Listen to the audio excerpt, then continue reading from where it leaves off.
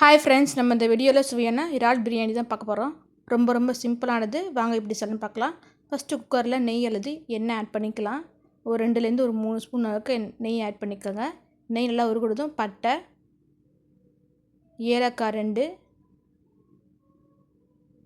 பிரியாணி இலை, காரத்துக்கு தகுந்த மாதிரி நீங்கள் கிராம்பு ஆட் பண்ணிக்கலாம்.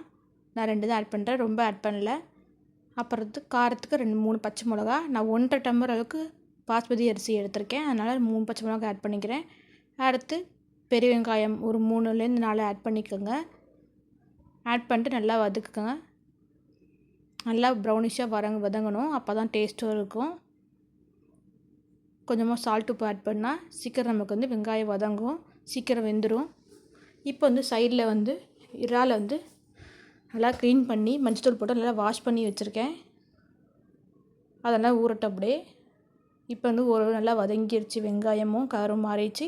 இப்போ இஞ்சி பூண்டு பேஸ்ட் ஆட் பண்ணிக்கிறேன். அதையும் நல்லா வதக்குங்க, பச்சை வாசனை போகிற அளவுக்கு நல்லா வதக்கிக்கோங்க. அப்புறம் பழமாக ஒரு 2 தக்காளி ஆட் பண்ணியிருக்கேன்.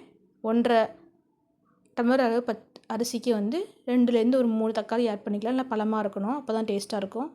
கொஞ்சம் மஞ்சத்தூள் ஆட் பண்ணிக்கலாம், மிளகாத்தூள், கரம் மசாலா இருந்தால் நீங்கள் ஆட் பண்ணிக்கலாம், பிரியாணி மசாலா இருந்தாலும் நீங்கள் ஆட் பண்ணிக்கலாம். நான் கரம் மசாலா ஒரு 1/2 ஸ்பூன் அளவுக்கு ஆட் பண்ணிக்கிறேன்.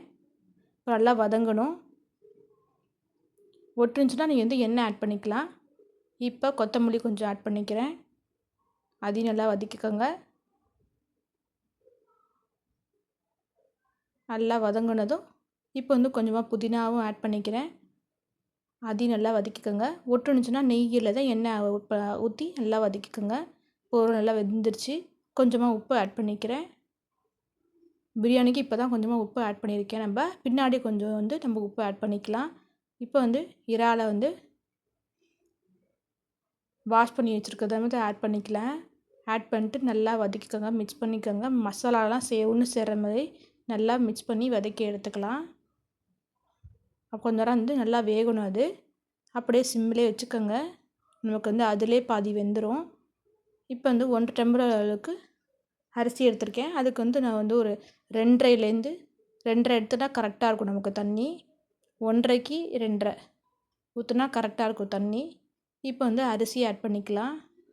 கொதிக்கணும் தேவையில்லை, நமக்கு டக்குன்னு ஆட் பண்ணிக்கலாம். நம்ம 1.5 டம்ளர் அரிசிக்கு நான் 2.5 ஊற்றிருக்கேன், கரெக்டாக இருக்கும். இப்போ உப்புலாம் போட்டு நல்லா கொதிக்கட்டும். இப்போ நல்லா ஆவி வரும்.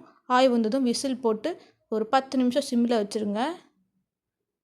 10 நிமிஷம் சிம்மில் வச்சு எடுத்திங்கன்னா சுவையான இறால் பிரியாணி ரெடி ஆகிடுச்சு. நெய் வேணால் நீங்கள் ஆட் பண்ணிக்கலாம்.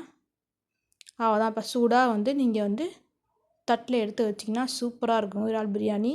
இதேமாரி நீங்கள் வீட்டில் ட்ரை பண்ணி பார்த்துட்டு எப்படி இருந்துச்சு கமெண்ட் பண்ணுங்கள். Thank you friends.